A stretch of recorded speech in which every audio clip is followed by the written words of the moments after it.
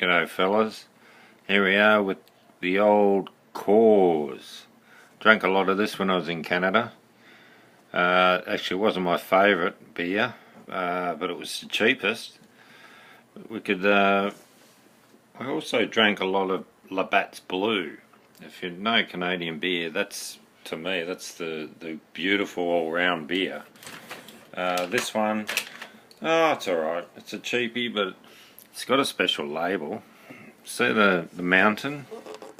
It says, when the mountain turns blue, it's cold as the Rockies. Well, believe me, that's as blue as it gets, because it's been in the freezer, laying on ice. So I'm trying to get it as blue as ever, and it's not that blue. Anyway, we'll give it a crack. It's the only way we can really test these things, isn't it? Used a stapler though, but plastic one wasn't very good at it, but it did it. There you go. There's no blue in there anymore, is there? That's white as. That's the Rockies water, I guess. It's pretty good water up that way.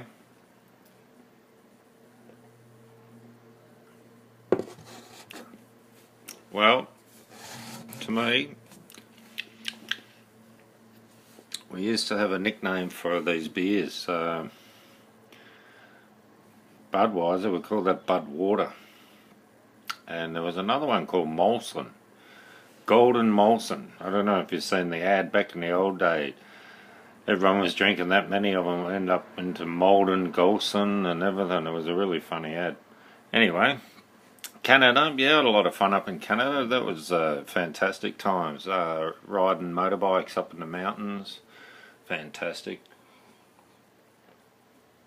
Got there spring, so spring skiing was on when we first got there.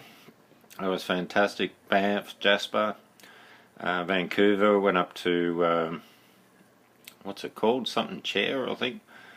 In Vancouver, it's that long ago. Slipped the mind, but not far out of Vancouver and go skiing. And we were there during the expo, which was fantastic. Me and my mate went through the expo and we did a 3-day thing that cost a bit of money, and we were travelling, like that trip I was travelling 7 months. This guy I met, we're always trying to save money, so we rocked up to the expo and you had to line up for hours, it was a huge line. So a couple of days we got there early and got into the far exhibits, a long walk, and got there quick and got through them pretty quick. I think we only missed 1 or 2 exhibits on the whole thing. We managed to have people and they'd line up and then we'd join in with them and we'd do the same for them. That was alright. These American girls, we got on well with them. And got a few photos, and also we used to go up to the information counter and talk to them, and sometimes they'd let you go in. That was a good little trick. Chat up the girls.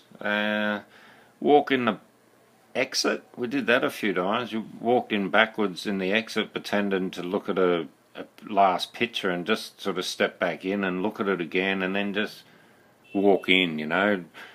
Put all the acting on as if you were walking out, and change your mind, thought you'd just go back in.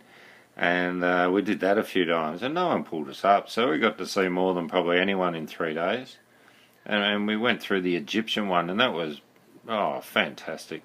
You had to pay extra for that one, but the lady was staying with a Canadian actress. She was actually working in the exhibition, the Egyptian one, so I think she got us passes for that as well. So we got the guided walk and all that. That was fantastic.